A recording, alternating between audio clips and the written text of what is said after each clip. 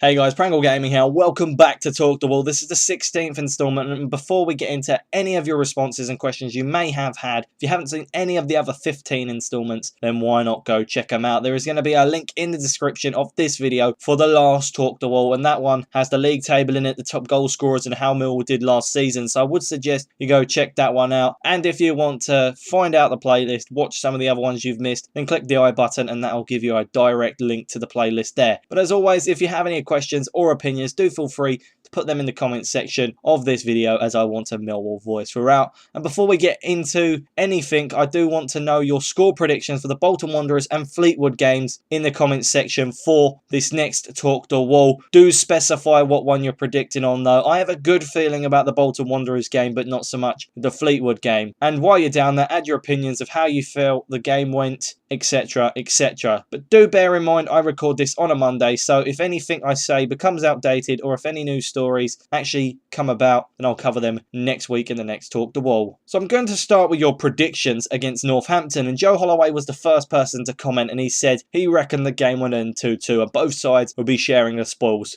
It wasn't a bad prediction, to be honest, because the position that the Cobblers were in would actually suggest that they could have done really well, but the scoreline could have always gone that way, and I really did feel when they scored that it easily could have ended up being that result. And he also has a friend that's a Northampton fan. I've actually spoke to him, he's a nice guy, and well, he thought the scoreline would be 2-1 to Northampton. All I can say is unlucky, mate. Better luck next time. There's always at the Den. Teams seem to do us over at our home stadium, so you never know. The next person to comment was Red Army TV, and he said his prediction would be for Northampton to win it 1-0. They would nick the points. To be fair, Northampton were a pretty good side, and they were just defensively not there in this game. Next up were two people that predicted the same scoreline. These were Ronnie McKeeley and It's Hardcore. They said it would end 2-1, and well, we would have won by that result if Morrow hadn't have scored that chip. Elite She was the next person to say that we would win the game, and he said it would be 2-0, which wasn't a bad prediction. The match was heading that way at one point. And a final person to predict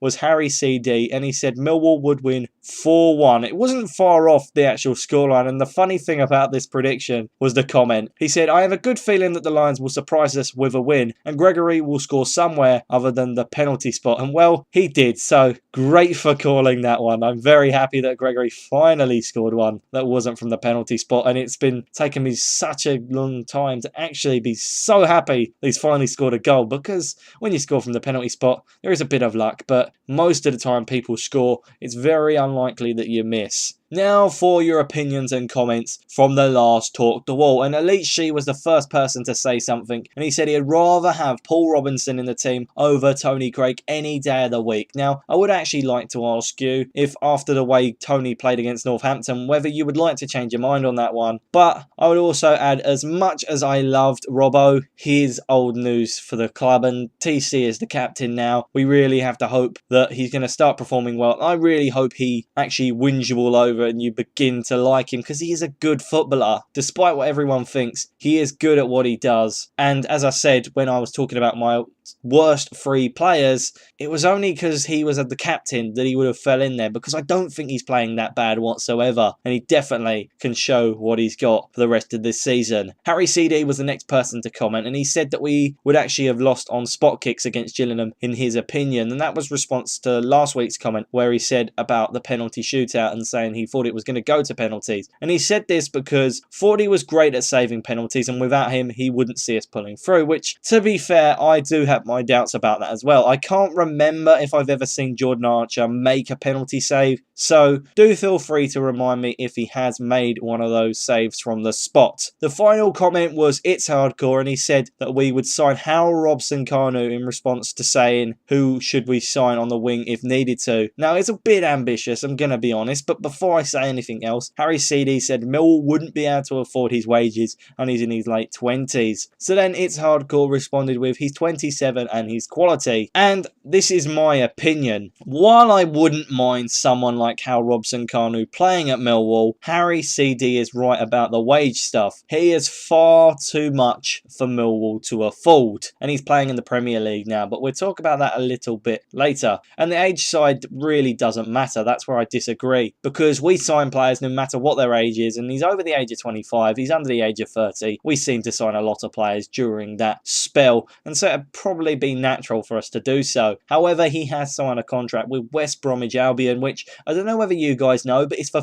2 seasons with the option of an additional year. So there is no way that Millwall could get him anytime soon. So if you guys have any more suggestions for transfers that we could bring in, do feel free to say them, as it will be interesting to see what you guys think of who the club could bring in, because you guys come up with some very, very good ideas. Some are odd, some are pretty new, and I've never really heard of the player. And when I search them up, it isn't that bad to look at. So you all could act as scouts if you wanted to say who you would love to see in a Millwall shirt. And I mean realistic targets. Let's not go Messi and Ronaldo, because we all know that would never happen even if they paid their own wages. Let's move on to the one game that Millwall played last week, and that was against Northampton Town. As I said, we did win this game, and we finally broke our struggling period by winning 3-1 away from home. It was a great performance by us, I'm gonna be honest. We showed spirit, and it shows that we probably could battle on against Bolton Wanderers tonight. I cannot wait for that game. I'm going to it. I hope you guys are too. We've got to show the support against an ex-Premier League side. Despite them playing in the Premier League a couple of years ago, it doesn't matter. They still played in the Premier League. Jay Spirian was with them at the time, so it'll be interesting to see how that one goes. So in this game, we did actually score 3 for the first time since Chesterfield, which was in late August. The goals were scored by Gregory, Butcher and Morrison, and the assists were by Sean Williams and, surprisingly, the Millwall #1 Jordan Archer. I cannot believe he got an assist, but you never know. He's very happy with that, and he has a right to be. Goalkeepers don't always get assists. We did concede a goal in this game, but there were genuine signs that we could do really well in the future, and that's what I really want to see. I want us to show that we're going to start performing, and who knows, we could have a better season than the last, but there's only one way to find out, and that's by progressing on in the future. So it is now that time in the podcast where we get into the Millwall news. So for the first bit of news, it comes from Ben Thompson, and he said he was hurt by getting his first red card in his footballing career, but after Neil Harris's backing, he would continue to play his gung-ho style of play, which, because he got sent off, he doesn't really mind it so much. He says the yellow card was a bit harsh, but his challenging and commitment come natural to him, and he will continue to show the same drive and passion that is what style he uses as a player, because it makes him who he is, and he will continue to do that. And I'm actually really happy to hear that, because he is such a passionate, committed player that him losing his just go straight at the player ability would really hinder the team. And well, I think Harris has been playing him on the left and right a few times, so I want to know what you guys make of that, because as far as I know, that's what he's been doing, and it's been, well, slightly odd in my opinion, but I haven't seen him play in that position yet. Maybe he's good enough to play there. Now, if you didn't know, Shaun Hutchinson got a vital 45 minutes of play last week against Leeds United's under-23 squad for Justin Skinner's elite development team, and the manager Neil Harris said he pulled through without any repercussions, and it was what he needed to see if he was recovering well. It tested him equally in strength and speed, and he will be returning to training, and Millwall will assess him from there. Now, what I make out from what Harris is saying there is it may not be long before he comes back, all going well. So let's hopefully get our fingers crossed, and we might be able to see our centre-back finally come into the team. Let's hope he doesn't get injured too many times more this season. And last week I did talk about the Millwall versus Charlton postponement of the game, and after hearing about this next piece of news, you will be very happy that it didn't go ahead. So, as you know, Ferguson and Romeo were away on international duty. I did say Abdu, but he wasn't actually, and so that isn't new. But you also knew about the injuries of O'Brien, Cummins and Hutchinson. That again isn't new. But the new news that's come to light is that Morrison, Martin and Webster all failed to train at the end of that week, and so Millwall would have been very little on numbers to choose from in such an important match. So the way I see it is we would have had Nelson probably in the centre-back position. We then would have had to put James Brown in the team, or that's as far as I would see it, because we don't have another right-back. And then we would have to go from there. I mean, striking options, I still think that Fred would have probably done just as well. There's options there. We definitely would have been up up front. Very good. And finally, Millwall's veteran striker Steve Morrison has signed an additional year onto his current contract, meaning his contract will now end at the summer of 2018, meaning the Welshman would almost be 35 years of age. That is crazy. He may even continue past that age. He is just improving with age in some way, shape and form. He's definitely shown the drive and passion that makes him breathe Millwall, which is what I like to see. So that is all we've got time for